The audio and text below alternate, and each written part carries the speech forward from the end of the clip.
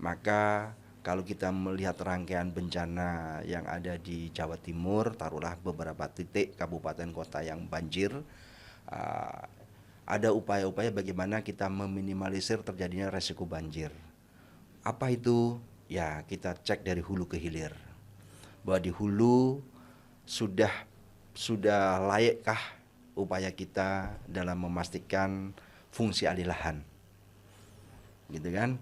Bahwa tanaman pepohonan yang biasa ditanam di atas itu adalah pohon yang berakar keras, tanaman keras.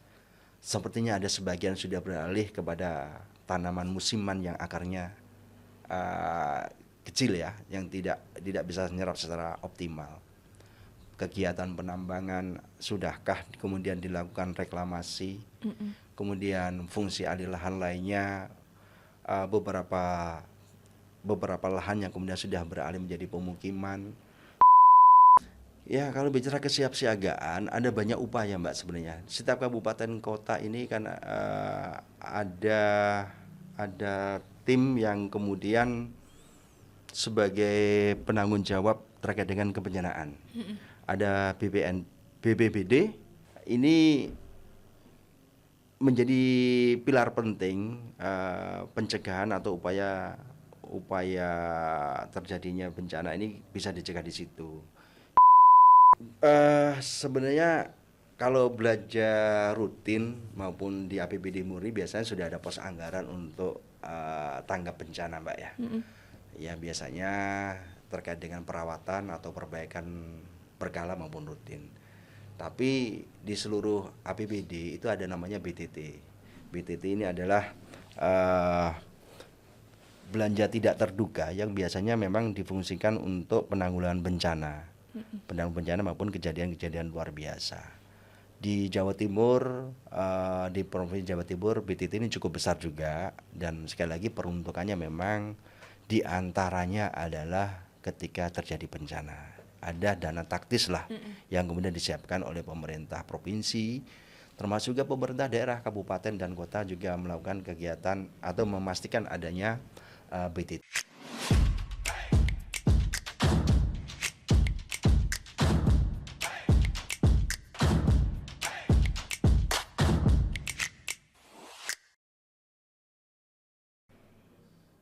Hai semuanya, selamat datang di podcast Kios Koran, podcast dari Titik Kreasi Production yang hadir sebagai ruang ngobrol publik yang fair, jujur, dan tanpa kepentingan. Kita santai tapi tetap fokus pada apa yang penting buat masyarakat. Yuk langsung aja kita ngobrol-ngobrol di siang hari ini yang sangat luar biasa. Walaupun di luar sana cuacanya agak sedikit galau gitu kan ya, kadang panas, kadang hujan ya Mas Arif ya. Iya, Mbak. Yang penting hatinya jangan galau gitu. Hatinya harus adem terus gitu kan. Meskipun cicilan tidak bisa terelakkan gitu ya. Oke, dan kali ini saya Nilu Rara tidak sendirian karena sudah hadir seseorang yang sangat luar biasa, yaitu ada Bapak Kusnul Arif, Esos dari fraksi Nasdem, Wakil Ketua Komisi D DPRD Jawa Timur. Assalamualaikum warahmatullahi wabarakatuh, Mas Arif. Waalaikumsalam, Mbak Rara, apa kabar? Alhamdulillah, Mas Arif apa kabar, sehat? Sehat, Mbak Rara, pangestu kalau bahasa Jawa ya. Pangestu, terima kasih. Wah, luar biasa ya. Pokoknya walaupun cuaca di luar sana itu bikin adem panas ya Mas ya, karena sering hujan akhir-akhir ini. Betul. Sepertinya Gun and Rose, Axl Rose ini juga harus merubah liriknya. Tidak hanya November Rain, tapi sampai Desember Rain juga. Enggak sampai Desember, Mas Arif. Gimana? Sampai April. April Rain. Jadi tidak hanya April Mop aja ya. Luar biasa Mas Arif di sini karena yang sebelum-sebelumnya sudah pernah dibahas ya, kalau beliau ini adalah sebelum menjadi Dewan Perwakilan Rakyat, beliau ini adalah penjual jamu. Iya, pagol jamu. Gitu kan ya, luar biasa loh ini Mas Arif. Tapi saya salut gitu loh, kok bisa dari bakul jamu terus sekarang masuk ke politik. Itu gimana itu ceritanya? Panjang nggak itu? Ceritanya cukup panjang sih Mbak Rara. Ini jadi flashback. Jadi awal ketertarikan di dunia politik memang ada teman yang kemudian masuk di dunia politik di 2014 yang lalu, kemudian 2019 yang lalu saya membersamai beliau ceritanya. 2019 membersamai beliau di kabupaten waktu itu saya, dan alhamdulillah 2024 terpanggil untuk masuk di provinsi, dan alhamdulillah diberikan kesempatan oleh Allah Subhanahu wa taala, Tuhan Yang Maha Esa, didukung oleh masyarakat, akhirnya terpilih. Berarti Insya ini Allah gitu. periode kedua. Periode pertama di provinsi, Oke. dan sebelumnya 1 periode di kabupaten Kediri. Oke, berarti memang mulai masuk ke dunia politik itu di tahun 2014 itu 2019. tadi. 19 Iya. gitu ya. Wah, keren. Dari bakul jamu loh. Mas, bakul apa sampean, Mas? Masuk kalar. Pemelas, Lah yo, ngantuk koyo iki. Saya masih jadi dapur kurit. Baik, tapi selain menjadi bakul jamu, Iya. Mas Arief ini sudah sudah terkenal gitu loh dari dari sananya gitu, karena memang sudah latar belakangnya ini kan seniman ya Mas ya. Waduh, Seni dan budaya lah ya. Iya. Lebih tepatnya pegiat aja. Nah, pegiat seni dan Pegiat, budaya gitu penikmat. kan. Penikmat Saya suka juga. melihat teman-teman yang masih melestarikan seni dan budaya di daerahnya masing-masing. Saya mengapresiasi kekayaan dan kearifan lokal. Ya lebih ke arah situ sih. Oke, berarti latarnya itu sudah pengusaha. Bakul jamu itu termasuk pengusaha ya kan ya Mas ya? Sudah pengusaha, terus habis gitu seni, budaya itu yang Mas Arief Iya. sebagai politik ini yang menyuarakan seni-seni itu tadi supaya tidak luntur gitu kan. Di antaranya begitu Mbak Rara. Jadi di Kabupaten Kediri dulu kami juga bantu menginisiasi lahirnya DK4, Dewan Kesenian dan Kebudayaan Kabupaten Kediri. Saat saya ada di DPRD Kabupaten bersama teman-teman seniman, pegiat seni, pegiat budaya yang ada di Kabupaten Kediri. Supaya generasi muda seperti saya gini ya, gen milenial, gen Z ini lebih aware lagi sama Iya. budaya, jangan melupakan budaya-budaya kita. Betul gitu sekali. kan ya. Batik, kebaya, Iya. apalagi Mas? Ya kalau perempuan intinya batik, kebaya gitu kan. Pak Dewan nggak inget sih namanya, ada jaranan, campur sari, ketoprak, ludruk iya. gitu kan. Iya. Reok model tahunya batik. Iya benar, campur sari betul. Angli numpak pralayar itu campur sari kan ya? Campur sari luar biasa. Saya tidak akan melupakan pelajaran-pelajaran itu Mas Arief, meskipun sekarang eranya sudah berubah 100% kali ya. Berubah sangat-sangat drastis gitu Iya, kan iya, ya. iya. Baik, tapi di sini kita tidak akan membahas soal seni dan budaya, tapi kita akan membahas terkait tanggap darurat dan keselamatan publik. Siapkah kita menghadapi musibah dan bencana? Nah, karena Iya, memang iya. bulan Oktober, November, Desember sampai April ini kan sudah mulai musim hujan ya Musim Mas Arief hujan, ya. betul, Terus juga Mbak. kalau yang namanya musim hujan itu pastinya banyak sekali bencana-bencana, longsor, terus apalagi banjir. Nah, apalagi di Jawa Timur kemarin kan sempat meledos ya Mas ya. Merapi. Kok Merapi? Semeru, ya kan? Erupsi lebih Iya. tepatnya. Meledos. Erupsi, Nah, iya. itu iya. kan pasti banyak sekali ya Mas ya, tapi kita lebih membicarakan hal yang mungkin kemarin-kemarin sempat terjadi, khususnya ada di Sumatera yang mereka-mereka yang sekarang terdampak banjir dan longsor Iya, di sana iya, gitu Mbak kan Rara, ya Mas iya. ya. Nah Mas Arief ini kan sebagai wakil ketua Komisi D gitu Iya, kan ya. iya. Kenapa topik kesiapsiagaan bencana ini menjadi prioritas untuk Jawa Timur saat ini? Iya, menjadi penting ya. Ya, terima kasih Mbak Rara dan pemirsa atau sahabat podcast Kios Koran yang insya Allah dirahmati oleh Allah Subhanahu wa taala. Amin. Dipanjangkan umurnya, Amin, ya Allah. dideraskan rezekinya, disehatkan Amin. badan, jiwa dan raganya. Amin. Mbak Rara, sebelum saya bahas atau kita berdiskusi panjang lebar terkait dengan kesiapsiagaan bencana, karena materi atau tema kita juga masalah bencana, izinkan yang kesekian kalinya saya mengucapkan bela sungkawa sedalam-dalamnya kepada saudara-saudara kita yang ada di Sumatera, yang ada di Aceh, saudara-saudara yang terdampak musibah longsor dan bencana ini. Semoga dikuatkan, semoga diringankan dalam menjalani proses ini, dan kehadiran pemerintah, baik pemerintah pusat, pemerintah daerah, saya berharap juga segera tanggap, jauh lebih tanggap lagi, dan banyak kemudahan diringankan oleh Tuhan, Amin. digantikan dengan kebaikan-kebaikan yang berlipat lah. Amin. Dan banyak hal yang kemudian menjadi mengetuk pintu hati kita untuk lebih empati, lebih aware terhadap lingkungan. Iya, sepakat. Sepakat ya? Betul. Ketika kita Iya. mencintai lingkungan, alam pun juga akan mencintai kita. Betul sekali Mbak Rara, dan saya kadang bicara bencana ini untuk merinding ya Mas. Ya wah, iba betul gitu ya melihat apa yang kemudian terjadi di Sumatera. Dan Mbak Rara, kalau kaitannya dengan di Jawa Timur, sesuai dengan topik kita, kesiapsiagaan bencana.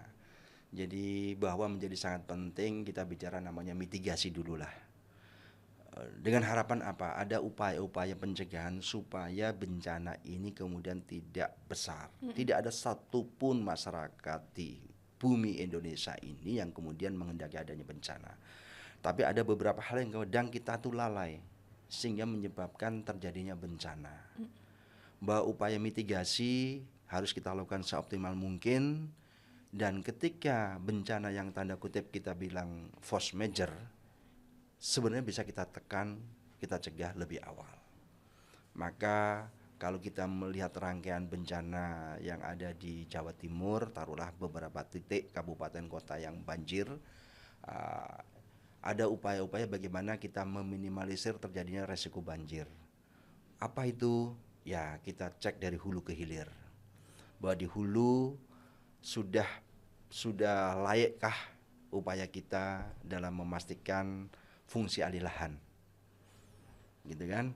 Bahwa tanaman pepohonan yang biasa ditanam di atas itu adalah pohon yang berakar keras, tanaman keras.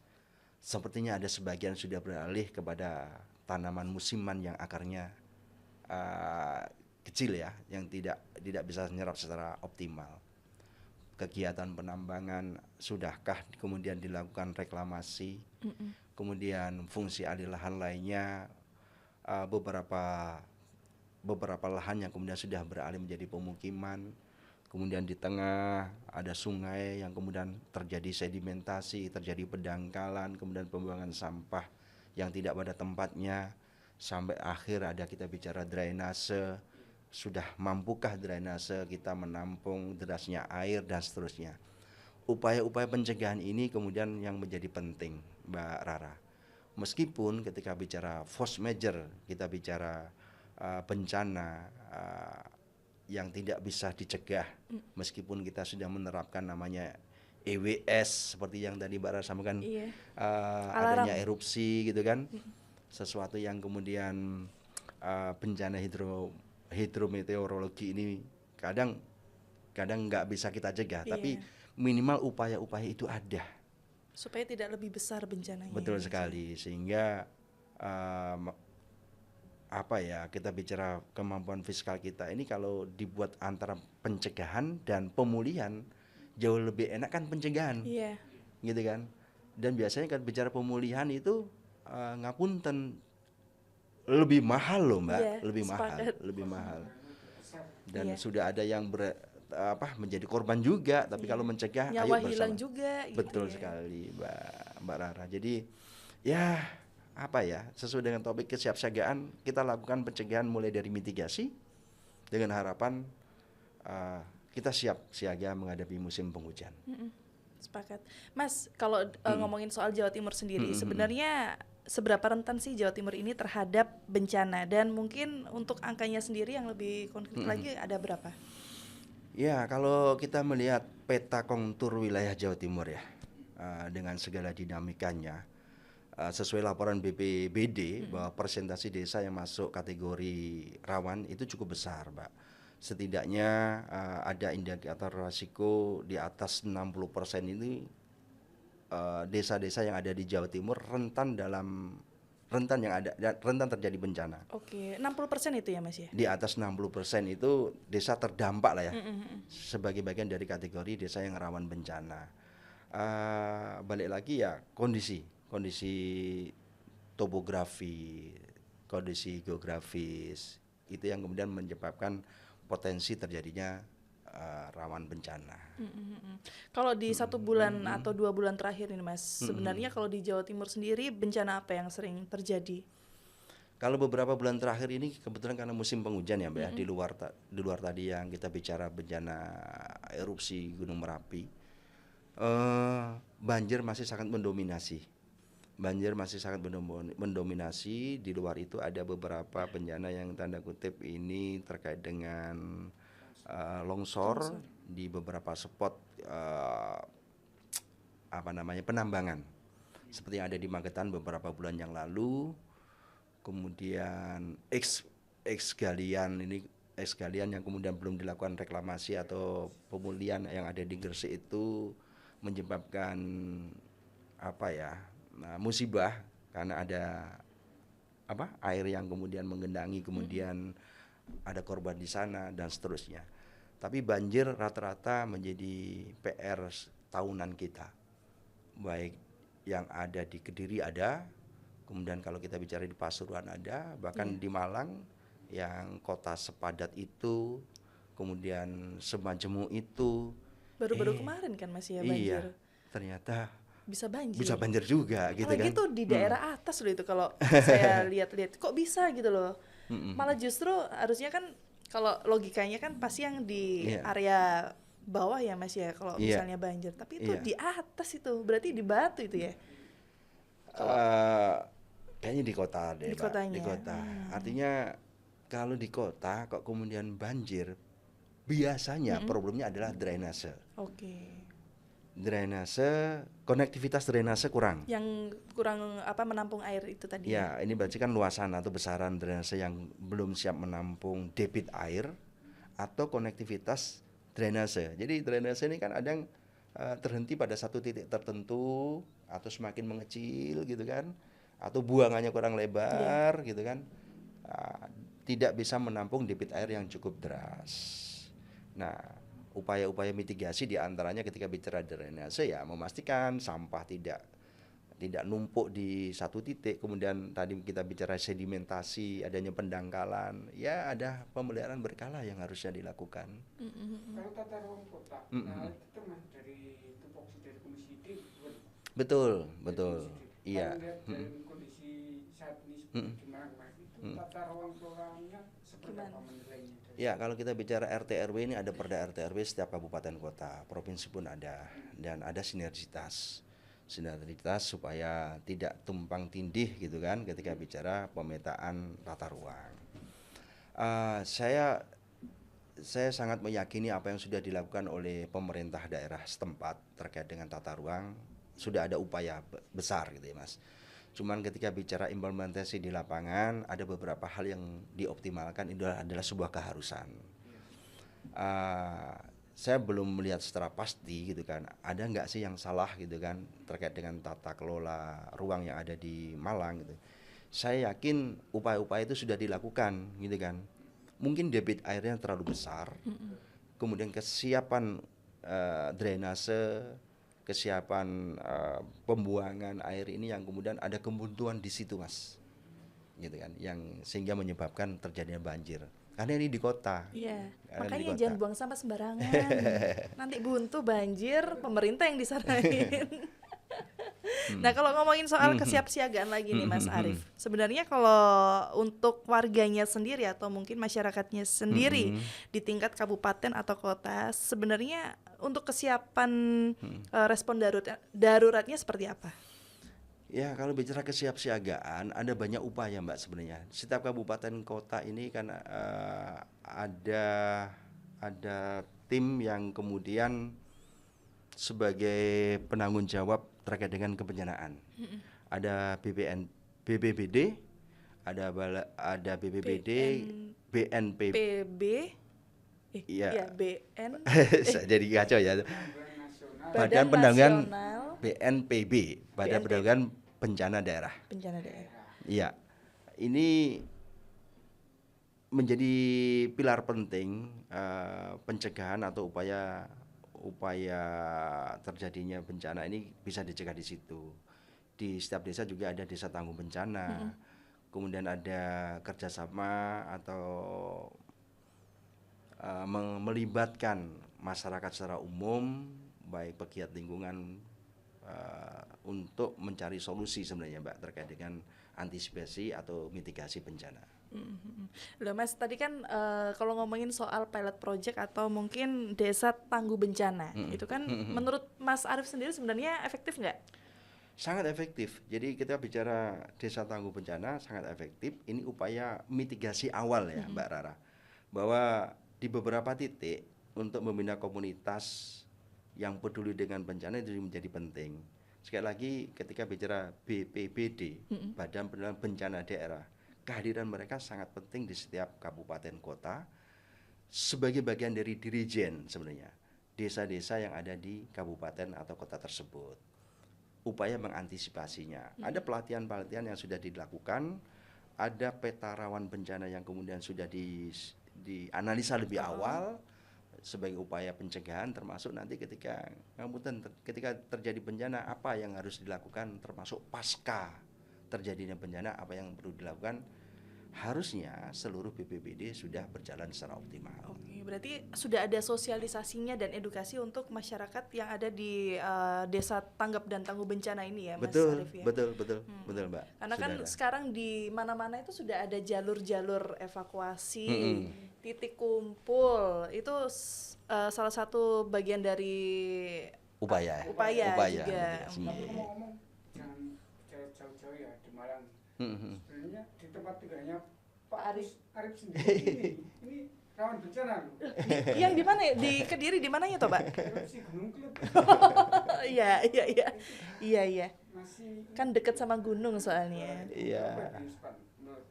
Iya betul. Jadi itu kategori bencana alam yang kemudian tidak bisa kita hindarkan Mas ya. Tidak bisa diprediksi. Ada upaya pencegahan memang Mbak. Ada EWS, ada Air Warning System yang kemudian mendeteksi pergerakan Gunung Merapi itu ada.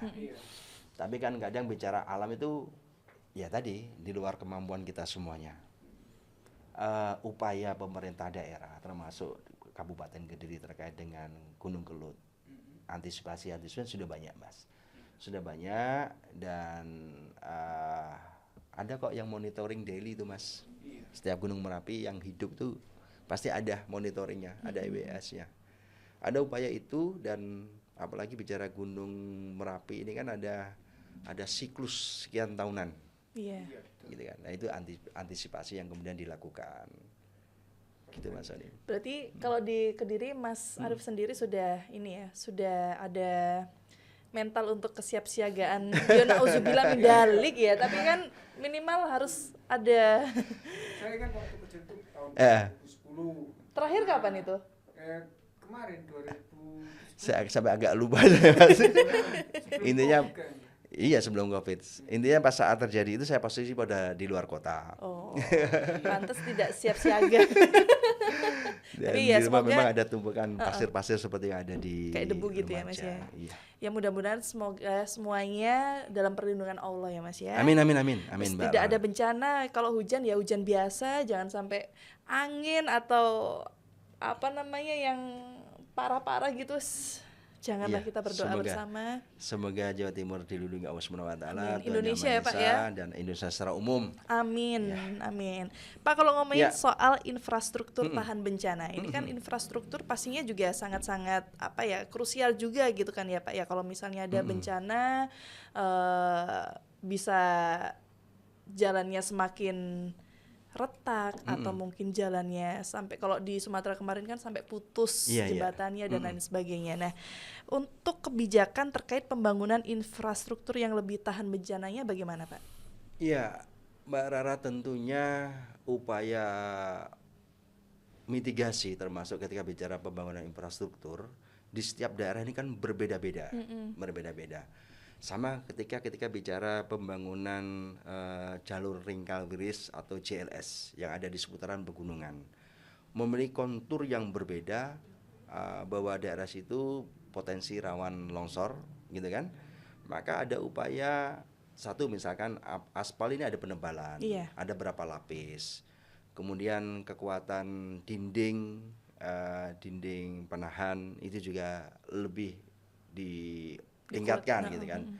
Saya kurang tahu secara teknis bicara sipil ya Mbak, tapi saya meyakini harusnya ada perbedaan antara satu daerah dengan daerah yang lain.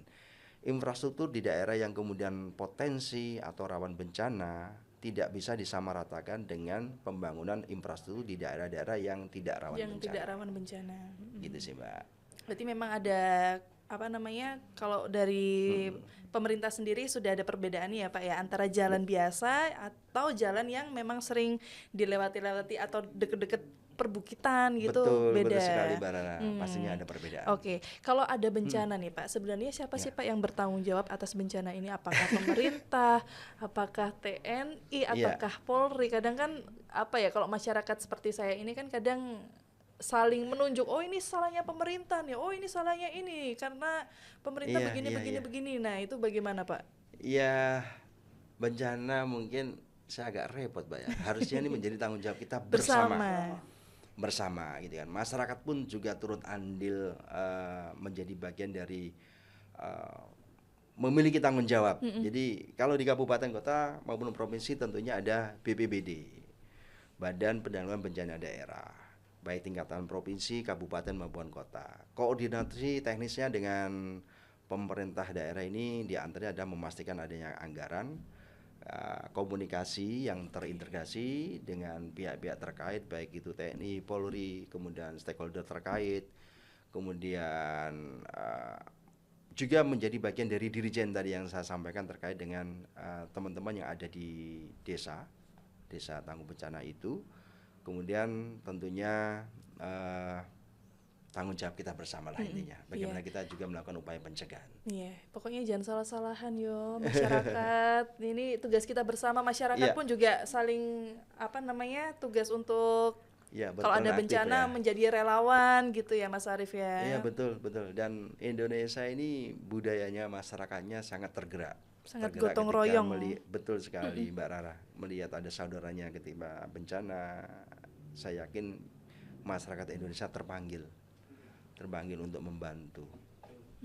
Pak, ini kan kalau ngomongin soal bencana itu kan tadi yang seperti sudah disampaikan tidak bisa diprediksi gitu kan ya. Nah ini kalau ngomongin soal anggaran tadi sebelum saya ngomong ini kan Mas Kusnul sedikit sepil gitu kan ya untuk anggarannya. Anggaran terkait kebencanaan. Nah, apakah alokasi anggaran kebencanaan ini sudah memadai menurut Mas Arief sendiri? Sebenarnya kalau belanja rutin maupun di APBD Muri biasanya sudah ada pos anggaran untuk tanggap bencana Mbak ya. Ya biasanya terkait dengan perawatan atau perbaikan berkala maupun rutin. Tapi di seluruh APBD itu ada namanya BTT. BTT ini adalah belanja tidak terduga yang biasanya memang difungsikan untuk penanggulangan bencana. Penanggulangan bencana maupun kejadian-kejadian luar biasa. Di Jawa Timur, di Provinsi Jawa Timur, BTT ini cukup besar juga. Dan sekali lagi peruntukannya memang diantaranya adalah ketika terjadi bencana. Ada dana taktis lah yang kemudian disiapkan oleh pemerintah provinsi, termasuk juga pemerintah daerah, kabupaten dan kota juga melakukan kegiatan atau memastikan adanya BTT itu. Oke. Berarti menurut Mas Arief sendiri untuk anggarannya sudah cukup ya Mas ya untuk kebencanaannya? Biasanya tidak sampai terserap 100%. Saya kurang pasti ya paham Mbak ya. Kalau nggak salah rata-rata itu BTT di Provinsi Jawa Timur itu tahun kemarin sekitar 140 miliar itu ya yang keserap ya. Iya. Jadi di antaranya adalah untuk problem yang ada di Ponorogo. Kemudian ada beberapa kegiatan yang untuk penanganan banjir di Pasuruan, yaitu biaya tidak terduga yang kemudian belanja tidak terduga yang kemudian diperuntukkan ketika terjadi bencana. Oke. Ada hambatannya sendiri nggak sih Mas seperti kalau misalnya terkait soal anggaran gitu? Apakah semuanya berjalan mulus? Apakah masih ada hambatannya? Kalau bicara bencana, satu kita tidak melihat ini ranahnya kabupaten, ini ranahnya kota, ini ranahnya provinsi. Kalau kemudian ini ada prosedur-prosedur yang kemudian harus dilalui, saya yakini tata laksana dan tata kelola khususnya untuk BTT ini sudah ada. Karena kita butuh percepatan. Ada kejadian force major yang kemudian harus segera diselesaikan, karena kalau tidak, kalau bicara bencana akan berdampak semakin luas. Maka ketika kaitannya dengan apakah ada kesulitan baik pencairan, saya pikir tata laksana sama tata kelola kaitannya dengan penganggaran maupun penyerapan belanja atau biaya tidak terduga ini bisa diperluas lah. Lalu saya yakin sudah ada. Berarti hambatannya insya Allah nggak ada ya Mas Arief? Insya Allah nggak ada, sejauh ini nggak ada. Oke, Mas Arief, kalau ngomongin soal para relawan dan juga masyarakat nih, ini kan kalau kata Mas Arief, Indonesia ini kan apa ya, maksudnya masyarakatnya itu kalau ada bencana sedikit itu udah tinggi, betul, gotong royongnya tinggi juga. Nah, kalau ada krisis bencana seperti ini, untuk peran dari relawan dan juga masyarakat sipil di luar sana, menurut Mas Arief gimana pandangannya? Sangat penting peran serta masyarakat maupun relawan, dan kami pun terus mendorong harapannya BPBD khususnya gitu kan, ini juga melakukan pelatihan-pelatihan lebih awal. Ada upaya-upaya yang kemudian ketika ngapunten terjadi bencana, para relawan ini juga sudah tahu apa yang harus dilakukan. Ada pelatihan secara masif. Kemudian ada juga relawan-relawan yang biasanya pegiat lingkungan, ya ini di mitra kami Mbak, kita dorong juga melalui Dinas Lingkungan Hidup gitu kan, untuk memberikan program pelatihan maupun kajian terkait dengan teman-teman relawan atau aktivis lingkungan.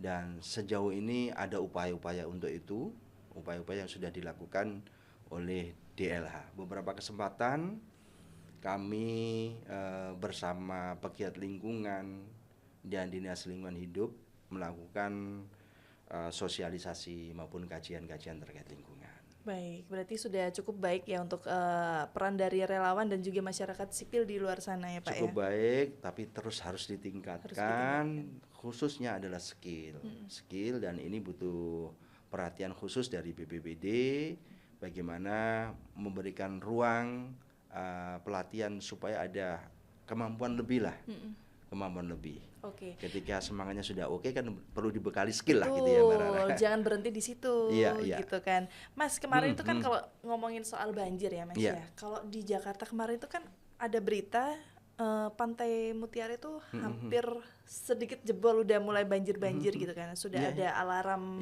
di pom bensin mana gitu, itu kalau sudah ada banjir itu di handphonenya orang-orang sudah ada alarm gitu, Mas.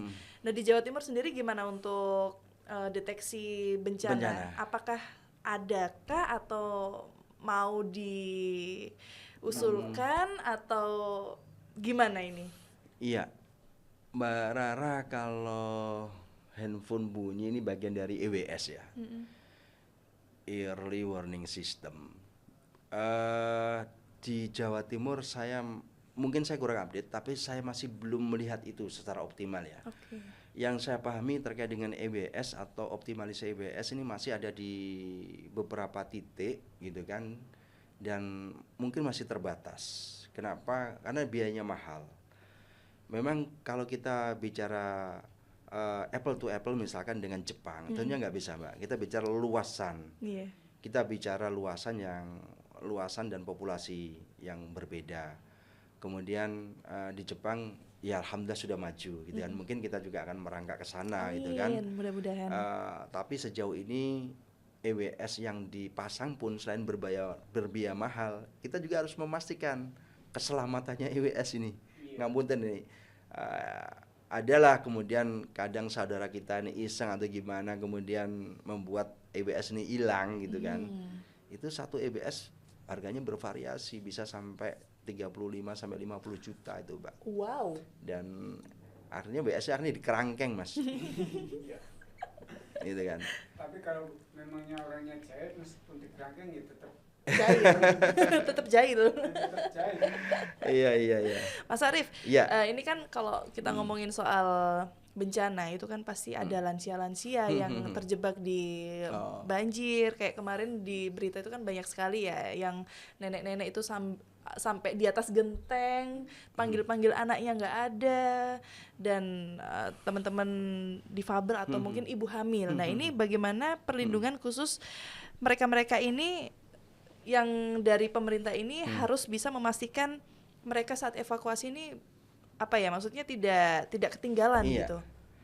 Iya, saya pikir upayanya ketika hal itu harus terjadi, dan naudzubillah Mbak, supaya tidak terjadi di Jawa Timur khususnya, bahwa ada skala prioritas Mbak, ada pendekatan prioritas tentunya. Bagaimana BPBD ataupun Satgas ini akan memberikan skala prioritas kepada bumil, difabel, kemudian kelompok rentan. Tentunya adalah komunikasi yang harus masif yang dilakukan antara Satgas bencana ini dengan RT mungkin, RW atau perangkat desa terdekat terkait gitu kan, supaya klasifikasi atau deteksi lebih awal ini jauh lebih cepat dilakukan. Nah, upayanya adalah memastikan adanya pendekatan prioritas harus ada. Oke, berarti untuk lansia dan difabel, kemudian bumil ini harus diprioritaskan terlebih dahulu ya. Tentunya begitu Mbak Rara. Apalagi yang perempuan-perempuan, kalau laki-laki kan kalau mau renang bisa. Kalau bumil, aduh kasihan anaknya yang ada di dalam gitu kan. Oke, terakhir nih Mas Arif, kadang Mas Kusnul, kadang Mas Arif gitu kan. Satu pesan tegas dari Mas Arif sendiri untuk masyarakat yang ada di Jawa Timur tentang kesiapsiagaan. Monggo. Sahabat pemirsa podcast Kios Koran, bahwa bencana ini bisa datang kapan saja. Apalagi kita bicara kontur wilayah atau geografis maupun topografi Jawa Timur. Potensi rawan bencana ada. Maka tugas kita bersama adalah melakukan mitigasi, upaya-upaya pencegahan, bagaimana ekosistem yang ada di Jawa Timur ini, tata kelola lingkungan hidup, sumber daya alam harus kita rawat dan kita ruat. Kita cegah dari situ, kita lakukan mitigasi dengan harapan terjadinya bencana ini bisa kita kurangi. Pun demikian kita juga harus siap siaga dengan lebih peduli untuk memastikan mengenal wilayahnya masing-masing dan terus mendapatkan informasi yang konkret, yang valid dari pemerintah. Jangan kemudian ada isu-isu yang kemudian kurang bagus, yang akhirnya menggerakkan masyarakat di lapangan untuk kemudian semakin panik. Dan semoga saja bisa kita hindari, Mbak Rara, bencana-bencana yang ada di Jawa Timur, dan banyak-banyak kita berdoa, banyak-banyak kita untuk memastikan alam ini bersahabat dengan kita. Sepakat, luar biasa. Semoga semua selalu dalam perlindungan Allah. Amin, amin, amin. Amin. Terima kasih Mas Kusnul untuk hari ini di episode Tanggap Darurat Bencana dan Keselamatan Publik, yang dimana hari ini kita sudah membahas tentang bencana-bencana yang sering terjadi di Jawa Timur ya Mas ya. 1-2 bulan terakhir. Terima kasih banyak Mas Arif. Semoga Mas Arif di sana di Kediri aman ya Mas ya. Sama-sama Mbak Rara, aman di Kediri, aman di seluruh Jawa Timur, amin. Aman di semuanya di seluruh Indonesia. Amin. Terima kasih juga sudah ikut bersama kami di podcast Kios Koran. Semoga obrolan ini membuka pandangan, bukan sekedar telinga. Sampai ketemu di episode selanjutnya bersama dengan saya Nilo Rara. Tetap jernih, tetap peduli. Sampai jumpa.